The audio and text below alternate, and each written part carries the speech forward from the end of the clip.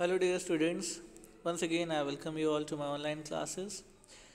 So, students, I hope you have understood the topic which I taught in the previous class. And in today's video, we'll be starting a chapter which is being done twice already. But as you all know, that this chapter is so interesting and so important that I thought to revise this chapter one more time. And this time we will learn some different rules, some other rules which can be important for us.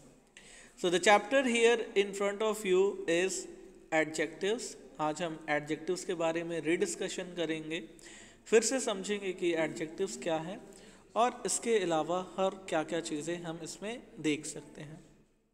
Okay, so as you all know बच्चों कि जो adjectives है उसकी definitions क्या होती है. So anything that gives us more information about the noun can be known as adjective. Words that modifies nouns और pronouns that are descriptive words. ऐसे शब्द जो नाउन या प्रोनाउन के बारे में हमें और बताते हों, उसकी मीनिंग मॉडिफाई करते हों, उसे हम एडजेक्टिव कहते हैं. A word or phrase naming an attribute added to or grammatically related to a noun to modify or describe it.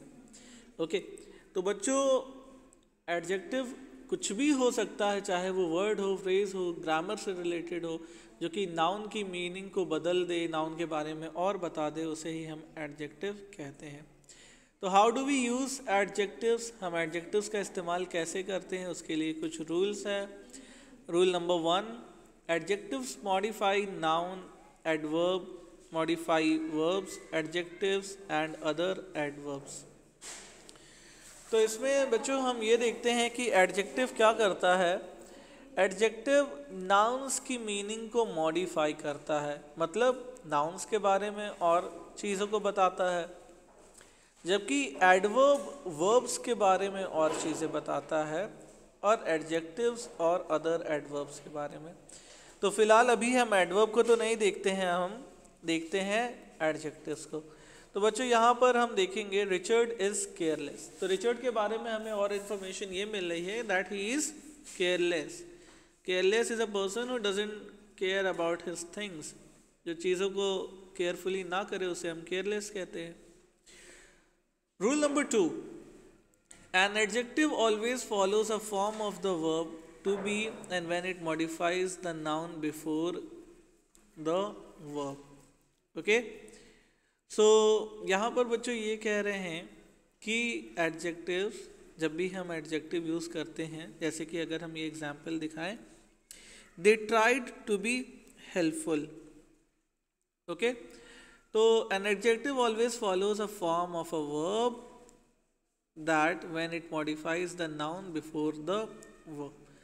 अब हम लोगों ने देखा बच्चों कि यहाँ पर वर्ब थी बी और उसके आगे हमने देखा कि लिखा है बी हेल्पफुल. ओके, अब ऐसे भी तो सेंटेंस हो सकता था they tried to be help, they tried to be something like this, लेकिन इसमें हमने किया helpful as per the rule.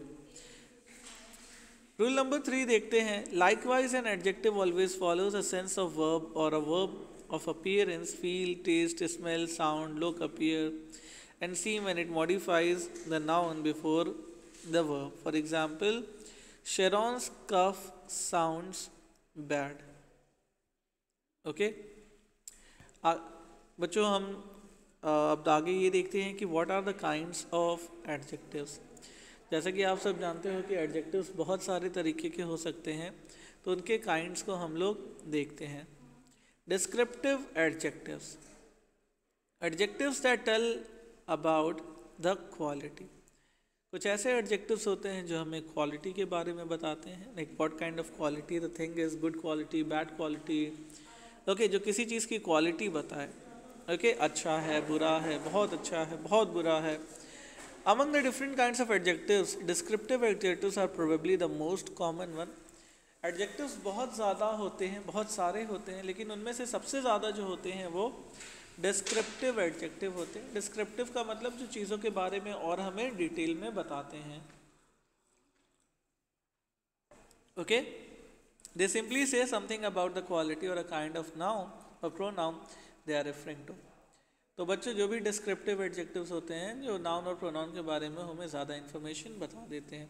अभी एग्जाम्पल देखो बेटा, एरिका इज़ विटी, तो एरिका के बारे में उसकी क्वालिटी हम बता रहे हैं कि वो विटी है। विटी का मतलब होता है इंटेलिजेंट। शी इज़ टायर्ड, उसके बारे में हम ये बता रहे हैं कि वो थक गई है। एड्रियंस रिफ्लेक्सेस आर अमेजिंग, तो एड्रियन रिफ्लेक्सेस आर अमेजिंग मतलब एड्रियन जो है वो कोई जिम्नास्टिक वगैरह करता है और उसके रिफ्लेक्स जो हैं वो काफ़ी ज़्यादा अमेजिंग है। सेकेंड टाइप में हम देखते हैं बच्चों adjectives of number, adjectives of quantity. कई बार क्या होता है कि हम इंफॉर्मेशन देने के लिए हम बताते हैं कि हमें कितना चाहिए।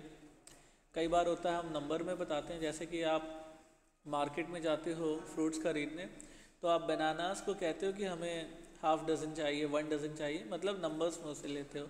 जबकि आप मैंगो लो या फिर ग्रेप्स लो या फिर कोई दूसरे फ्रूट्स लो तो आप कहते हो कि मुझे हाफ kg चाहिए, 1 kg चाहिए। तो जब हम कोई चीज़ नंबर में लें तो वो नंबर होता है, और जब कोई चीज़ हम क्वांटिटी में लें जैसे आधा किलो, 1 किलो, 2 किलो, तो वो क्वांटिटी हो जाता है। As the name suggests, this kind of adjectives answer the question how many or how much. तो एडजेक्टिव ऑफ क्वांटिटी और एडजेक्टिव ऑफ नंबर से हमें ये पता चलता है कि हमें क्या चीज़ कितनी चाहिए या फिर कितना चाहिए। और हाउ मैनी का मतलब होता है कितने नंबर्स में चाहिए, और हाउ मच का मतलब होता है कितना चाहिए, थोड़ा चाहिए, ज़्यादा चाहिए, कम चाहिए। और हाउ मैनी का मतलब होता है 10 चाहिए, 20 चाहिए, 25 चाहिए। Example, 21 students failed in the exam. तो स्टूडेंट्स के बारे में हमें डिटेल में ये पता चल रहा है कि टोटल 21 स्टूडेंट्स जो थे वो फेल हो गए। सेकेंड एग्जाम्पल में हम देखते हैं the plants needs more water. अब हम पानी को तो कैलकुलेट नहीं कर सकते, अब कोई ये तो नहीं कहेगा कि प्लांट्स में आप 10 पानी डाल दो, 20 पानी डाल दो, that would be senseless thing, but we can say plant needs more water, क्योंकि हम पानी को तो गिन नहीं सकते। आगे हम देखते हैं बच्चों डेमोन्स्ट्रेटिव एडजेक्टिव्स। डेमोन्स्ट्रेटिव एडजेक्टिव्स काफ़ी ज़्यादा ईजी हैं और इम्पॉर्टेंट भी हैं, क्योंकि ये चीज़ों को पॉइंट आउट करने का काम करते हैं, है ना। अब जैसे मान लो ढेर सारी बुक्स रखी है, लेकिन मुझे सारी बुक तो नहीं चाहिए, I just want that one, तो मैं दैट शब्द का यूज़ कर रहा हूँ ना। बेटा can you bring that red book, ऐसे हम लोग कहते हैं क्लास में। तो दैट जो है वो पॉइंट आउट कर रहा है किसी पर्टिकुलर बुक को, इसलिए वो डेमोन्स्ट्रेटिव एडजेक्टिव्स हो गया। Demonstrative adjective point out or pronoun or noun and always come before the words they are referring to. Can you please bring this book? तो इस तरीके से this जो है वो demonstrative adjective हो गया। For example, I used to buy this kind of shirt. तो बच्चों this जो है वो shirt के लिए point out कर रहा है। When the old man tripped over that wire, he dropped a whole bag of groceries. तो that यहाँ पर wire के बारे में बात कर रहे हैं। आगे हम देखते हैं बच्चों पोजेसिव एडजेक्टिव्स। पोजेसिव एडजेक्टिव्स हम उन्हें कहते हैं ऐसे शब्द जो हमें किसी चीज़ के बारे में बताए कि कौन उसका ओनर है। मैं ओनर हूँ, तुम ओनर हो, कोई और ओनर है ना। ओनर का मतलब कौन उसका मालिक है ना। जैसे मैं अभी अपने फ़ोन से वीडियो बना रहा हूँ तो दिस फ़ोन इज़ माइन, मैं इस फ़ोन का मालिक हूँ, कह सकते हैं। आप अपने फ़ोन में देख रहे हो, आपका फ़ोन में भी आपके पेरेंट्स का हो। तो this kind of adjective shows us the ownership or possession. Aside from that, possessive adjectives always come before the noun. ये हमेशा noun के पहले लगते हैं। आप examples में देख सकते हो। I can't मैंने जो example दिया था बच्चों वो होना चाहिए this is my phone। तो इसमें my जो हो गया वो हो गया possessive adjective। और this phone is mine अगर मैं कहूँगा तो वो हो जाएगा possessive pronoun। दोनों में difference है। तो बच्चों ये देख सकते हो I can't answer my seat work, ये क्या हो रहा है, सीट वर्क के पहले आ रहा है ना। तो एडजेक्टिव जो है वो नाउन के पहले आता है। Because I don't want, Trisha sold his dog, तो डॉग से पहले आ रहा है। आगे हम देखते हैं बेटा नेक्स्ट टाइप में इंटेरोगेटिव एडजेक्टिव्स। इंटेरोगेटिव एडजेक्टिव्स ऐसे एडजेक्टिव्स होते हैं जो किसी क्वेश्चन को पूछते हैं और ये नाउन के पहले ही आते हैं। Like what movie are you watching, तुम कौन सी पिक्चर देख रहे हो, which plants should be placed here, यहाँ पर कौन सा प्लांट प्लेस करें। ओके तो बच्चों I hope that this much you may have understood, it's very easy. आगे चल करके हम ये देखते हैं बच्चों कि जब भी हम किसी दो बच्चे की क्वालिटी देखें या दो से ज़्यादा लोगों के बारे में, दो चीज़ों को जब भी हम एक साथ देखते हैं, है ना, चाहे वो दो लड़के हो, चाहे वो दो खिलौने हो, चाहे वो दो कार हो, चाहे वो दो ट्रेन हो। तो जब भी हम किसी दो चीज़ को देखते हैं या दो से ज़्यादा चीज़ों को देखते हैं तो हम उनकी क्वालिटीज़ को कंपेयर करने लगते हैं, देखने लगते हैं कि कौन ज़्यादा अच्छा है, कौन ज़्यादा लंबा है, कौन ज़्यादा छोटा है। और इस तरीके से जब हम क्वालिटीज़ को कंपेयर करते हैं तो जो शब्द क्वालिटीज़ बताने के लिए यूज़ होते हैं उनमें भी कुछ चेंजेस होता है ना। तो उसी को हम समझते हैं डिग्रीज ऑफ कंपैरिजन में। So there are three kind of degrees, positive, comparative and superlative. Positive जब हम कोई कंपैरिजन नहीं कर रहे हैं, कंपैरेटिव जब हम दो लोगों में देख रहे हैं, सुपरलेटिव जब हम दो से ज़्यादा में देख रहे हैं। So positive degree, when you talk about describe only a single person, place or thing, for example she is beautiful lady, it was memorable trip। जब हम किसी एक ही चीज़ के बारे में बात करते हैं, सिंपल सेंटेंस बनाते हैं, तो उसको पॉजिटिव डिग्री कहते हैं।